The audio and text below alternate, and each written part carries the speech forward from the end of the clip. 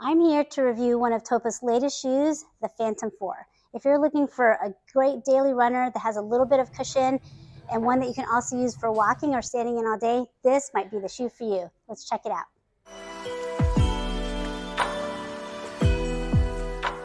Hi, I'm Dr. Lynne Virant, physical therapist, runner, triathlete, and owner of The Movement Clinic in Pensacola, Florida. I'm here to give you the best tips that you can use to help you run better and stronger for life. So this shoe is great if you're looking for a shoe that you can use as a daily runner, a shoe that you could also use for walking, one that you can stand in all day long. Now, if you're a triathlete and you're looking for a shoe to run your longer distances in with a little bit of cushion, this actually would be a really great option for you because it is street legal. I know there are some great shoes out there that stack height is too high. This one falls below that stack height. I'll dive into that a little bit later.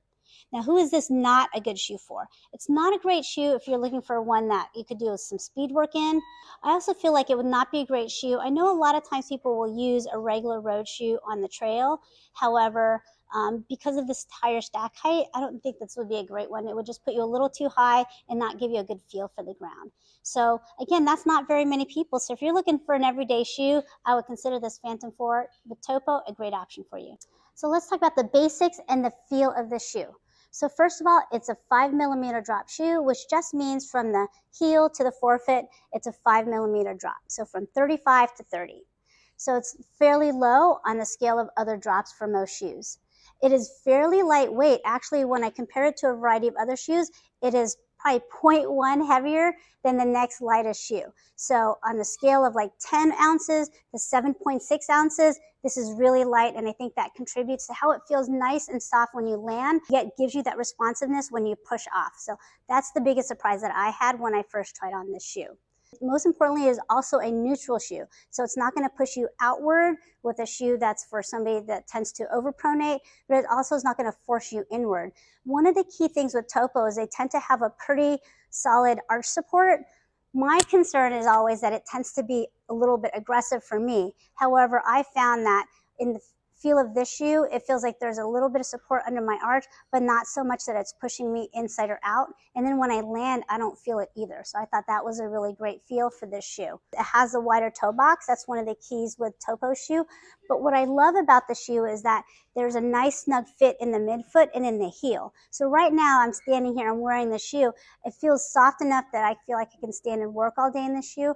But if I wanted to go for a run with a client, I could just go do so right away. It is going to be really lightweight from the material on the top of the shoe, which is great for this Florida hot weather. There's enough cushion for those of you looking for cushion, enough responsiveness that if you want to do a little bit of a speed work or sprint work at the part of your run, you could get away with it with this shoe. How would I compare this shoe to other shoes? Well, let's compare it to the previous version. It is very different from the Phantom 3. There's a little bit more cushion, there's a little bit more drop.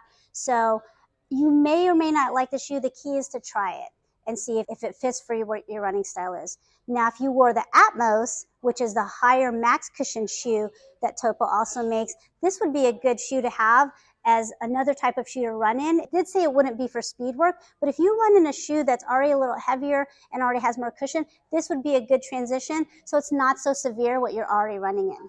Now, when I first got a hold of this shoe, I wanted to compare it to the Saucony Ride, the Asics Nova Blast, and the New Balance 880. And I found that it was actually quite similar in feel as far as the cushion, but one of the biggest differences that I felt was that those three shoes had a little heavier feel in the landing and even maybe a little bit more firm feel, even though it was a more cushioned shoe. Whereas this one, when I tried them on together, I could really feel the cushion when I landed, but yet felt like I was being pushed a little bit forward in the shoe. Again, it's a surprise that I was not expecting in the Phantom 4. What's next? Come try out the shoe at your local running store here at Running Wild in Pensacola, Florida, or in Fairhope. If you've tried this shoe before, I'd be curious about your feedback. And finally, one of the key things that I do that's a little bit different than other physical therapists is if you're local, I can attend your shoe fit with you so I can collaborate with your fit specialist to decide what's the right shoe for you. It's a great learning opportunity for myself, for the fit specialist, and especially for you. So check me out at getmovingpt.com. Let's get you in the right shoes so you can keep enjoying your running better and stronger for life.